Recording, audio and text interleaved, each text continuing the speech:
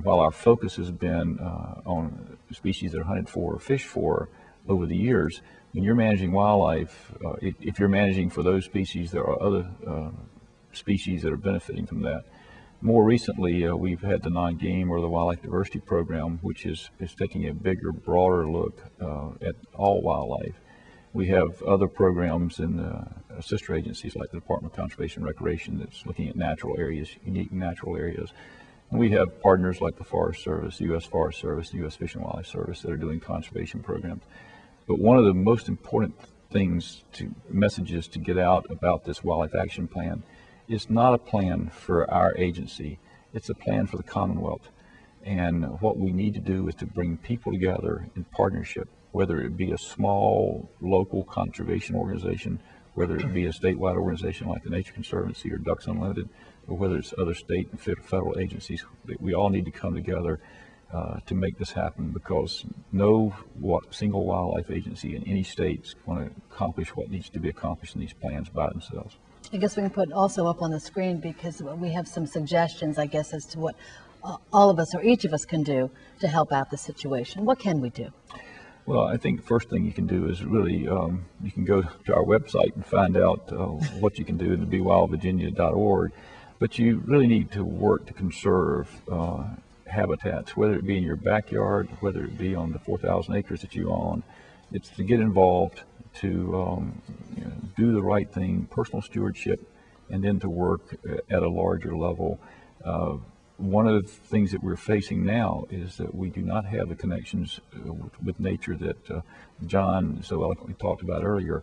We don't have as many children outside and connecting with nature, and we need to make sure that people understand and value nature, because in this society we only protect what we value.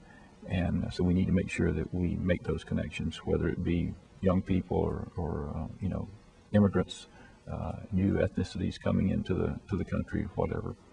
Too much video games and computers, I'm guessing, that's keeping the kids. Well, there's a book out now called Last Child in the Woods by Richard Louv, and probably the most famous quote in that book is from a fourth grader who says that I'd rather play indoors. That's where all the electrical outlets are. Wow. Well, what was the purpose of the video, by the way? And are you going to distribute that?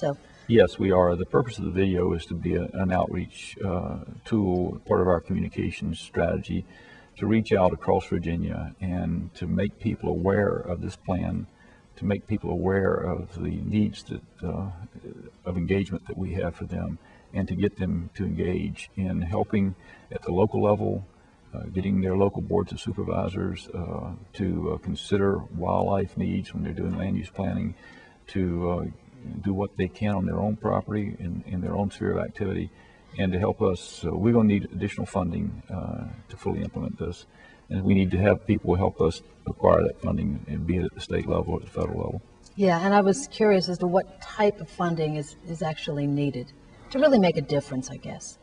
Well, we really haven't put an estimate on that yet. We're in the process of doing a needs assessment, so very shortly we will have that type of information. But we need more money to implement this. We don't have, since most of our funding does come from hunters and anglers, we do not have sufficient funding within the department to staff up to start working with county boards of supervisors and to working at the local levels. So we need some operational money. And then the state needs to make stronger commitments, as Governor Kane has mentioned, about land conservation. So we need the money to do that, and all of us need to be working together to conserve more of our land, not necessarily buying it, but getting conservation easements on it, or reserving more of it for conservation. Yeah, because I know you mentioned a little bit earlier the problems caused by development. Not only does it take up land, but it leads to pollution of the waterways. Can anything be done about that? I mean, do we have any control over stopping development, or is that just part of life? I don't think that stopping development is the answer that we're looking for, but we can certainly try to change the patterns of development and change the way that we develop, and that's what we're looking for. Right now, our population is growing exponentially, but the amount of land, the rate at which we're using land is twice as fast as our population is growing. You stop and think about it. Look at the size of houses. Look at the size of the lots. Look at the number of people who have 2 and 3 homes. So we've got to start thinking about how we use the land, because those vital ecological processes depend on the land. And if we're not careful, we're going to start having to deal with some pretty serious issues that affect our health. So we've got to look at how we use the land, and we've got to look at better ways to use the land, and look at redeveloping some of these old areas, as opposed to just continuing to use the very best of our wild lands and the lands that produce our wildlife. One way that you can get more information, of course, is to take a look at your websites, and you mentioned the one before. You have two, actually. One is www.bewildvirginia.org, the other www.dgif.virginia.gov. What kind of information can we get there? We can find out more about what you've been talking about? Yes, you can get the whole 906-page plan if you want to read that. You can get a lot of various information about that. We've also developed the Teaming, Teaming, Teaming with Wildlife Coalition, and we're inviting people to participate in that, and we'll be sending out newsletters and information to people to keep them informed of what we're doing and what some of the things that they can do to help us move forward with this very ambitious initiative. Now, this is not something that actually you've just started trying to turn this around. You have had some successes actually already. Tell us about some of those. Oh yes, we've had some really good successes. I think probably the most promising success has been Southwest Virginia. The Upper Tennessee River drainage contains a very high diversity of mussels and fish species. In fact, we have the 5th highest diversity of mussel species in the country, and almost all those species are endangered.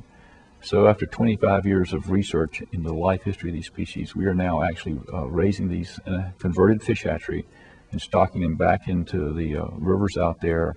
And combined with improvements in water quality, we are actually starting to turn the tide on probably 70 or 80 endangered species.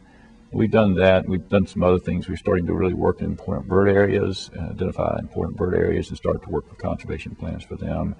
And we just recently were the first state in the country and the first place in the world to actually eradicate a population of very invasive zebra mussels, which, if they got out into the streams of the Commonwealth, could be devastating to both ecology and to a lot of the economic engines that we have. Now, you were also involved with the peregrine falcons. Yes, ma'am. And that type of thing. Well, we've been working for years to try to restore the peregrine falcon. Mm-hmm. It was one of the species that declined with DDT. And of course, we got DDT off the market, and we started seeing improvements, but we've had a very difficult time getting it to reestablish it on its breeding grounds in Virginia, which are the mountainous areas of Virginia. We've been working for about 20 years to do that, and just last year the progeny of one of the birds that we released came back, brought a mate with him, and actually we had the first reproducing pair in the mountains in their native habitat that we've had since the early 70s. So that is an accomplishment. Yeah, that's good news. Has the legislature been supportive overall? They've been supportive of our efforts to get additional funding in Congress. We really haven't brought this issue to them and asked them to act on it yet, and we're in preparation for doing that now. We just have about a minute left, and I'm curious, what is most at stake here as far as you're concerned? Is it the future generations? Barbara, you're absolutely right. It is the future generations. It's not something that we're talking about 20 or 30 years from now. We're at the point where if we make good decisions now, and good decisions in funding and otherwise, and partnering, we can make a huge difference over the next decade. And if we can do that now, then the future, the 30 and 40 years out for our children and our grandchildren, will actually be a lot better off. To follow up on your question about the General Assembly and what has been done, everyone needs to know all of the wildlife and the habitat is all of the people of the Commonwealth. It belongs to all of us. And the General Assembly has been helpful. There's an item called House Bill 38 where tax money that's received for birding, from bird seed and binoculars and all sorts of outdoor equipment goes to support this. So they've been supportive. We're looking forward for more support. And one of the things that everyone can do is let your legislator know how important it is to conserve and how important the outdoors is to you. Okay. And that will make a big difference. John and David, thank you so much for sharing this valuable information. information, and best of luck with your efforts.